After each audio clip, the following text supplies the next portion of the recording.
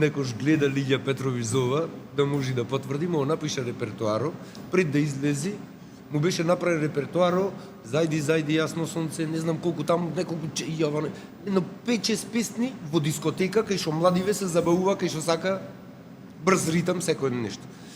Сите тие песни, Тоше, знаеш како може да ги отпее, никој не можеше подобро да ги отпее од него. Меѓутоа, не беше прилагоден репертуаро во дискотека, кај што пред тоа се загрева публикава со музика се, и сега да почнеш со такви песни.